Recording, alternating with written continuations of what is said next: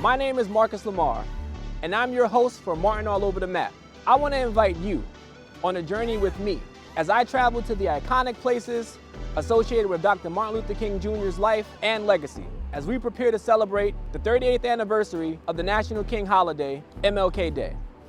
Today, I am in DC, the nation's capital, to explore one of the most famous moments in Dr. King's life and one of the most important events in the American Civil Rights Movement, the March on Washington, where Dr. Martin Luther King Jr. delivered his famous I Have a Dream speech. So sit back, relax, and enjoy as we remember one of the greatest civil rights icons in American history.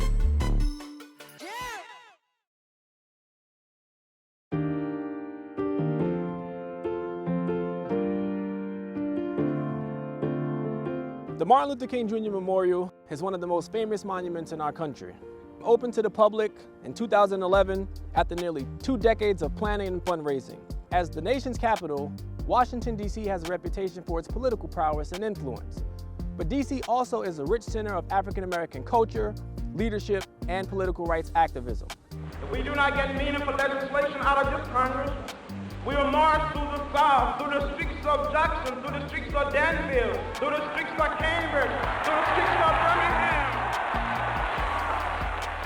Frederick Douglass, father of the abolitionist movement, called D.C. home. Howard University, one of the premier historically black colleges and universities in America, has a campus right here on Georgia Avenue. Hello, Howard.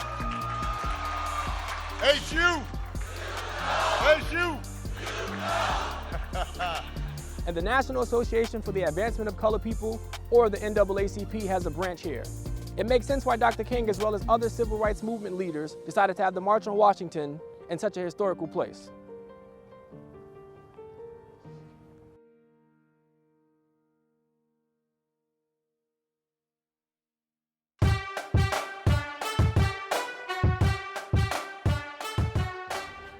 By the early 1960s, the civil rights movement had gained lots of traction. The Montgomery bus boycotts, the freedom rides, as well as other forms of nonviolent protests had sparked national attention. But there was still work that needed to be done. That's when 6 civil rights leaders, known as the Big Six, Dr. Martin Luther King Jr., A. Philip Randolph, James Farmer, Roy Wilkins, the late great John Lewis, and Whitney Young, decided to come together to call for action, the March on Washington. Over 250,000 people attended the historical event that fateful day, demonstrating the widespread national support for civil rights and amplifying the movement's message of racial equality and justice for all. Free at last, free at last, thank God Almighty, we are free at last.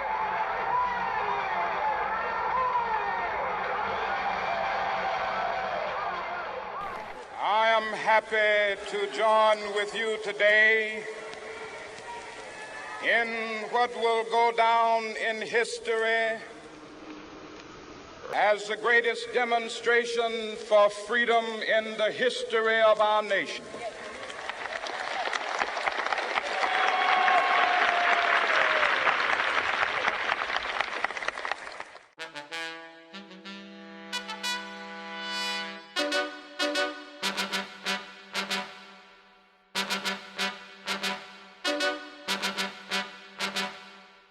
The Lincoln Memorial is an iconic monument. It's a symbol of dignity and freedom for all people. But furthermore, this is the exact site where Dr. King delivered his famous I Have a Dream speech, August 28, 1963. I have a dream. My 4 little children will one day live in a nation where they will not be judged by the color of their skin, but by the content of their character. I have a dream today. Dr. King was only supposed to speak for 4 minutes that fateful day. Gospel singer Mahalia Jackson, who was standing behind Dr. King as he was delivering those prophetic words, said, "Why don't you tell him about the dream, Martin?" And we saw one of the greatest oratory performances we've ever seen and will ever see.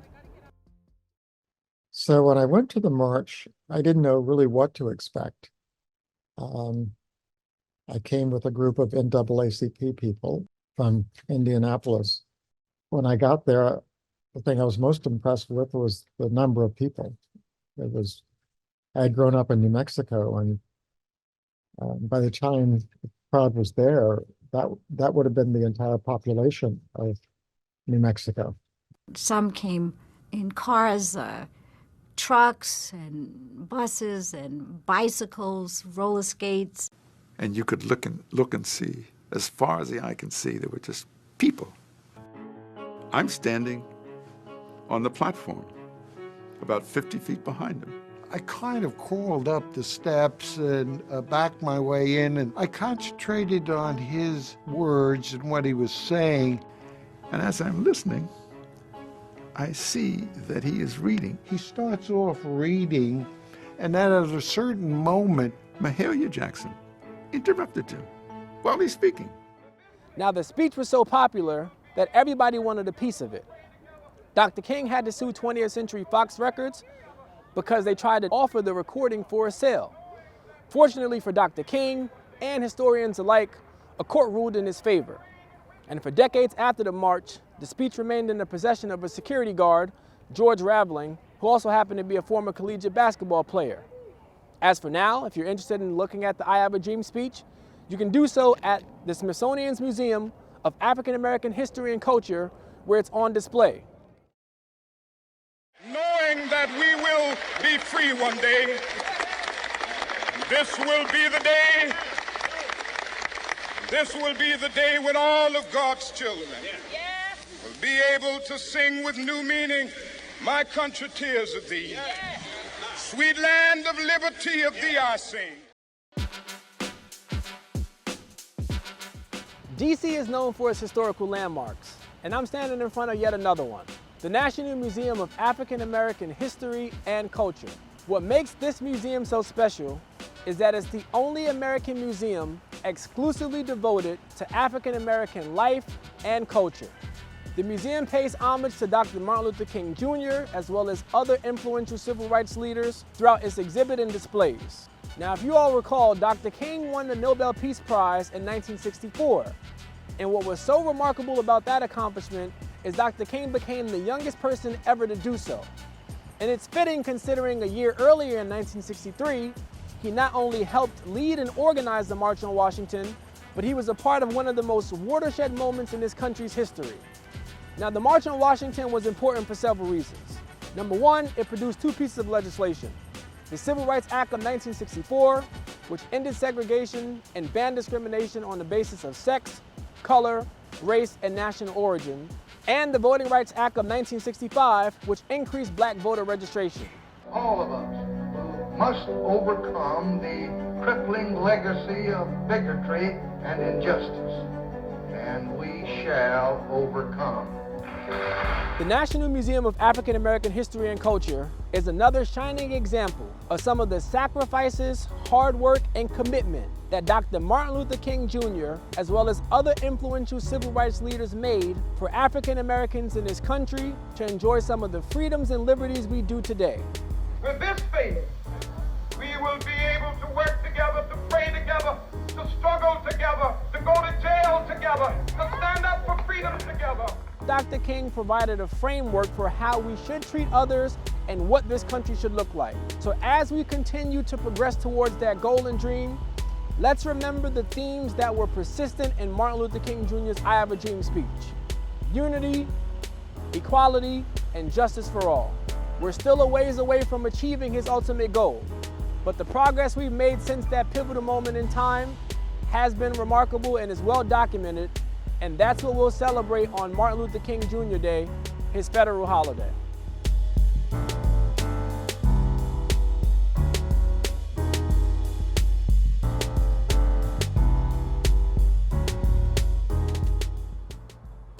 I want to thank you all for joining me on this journey through the history of the March on Washington and Dr. Martin Luther King Jr.'s impactful legacy.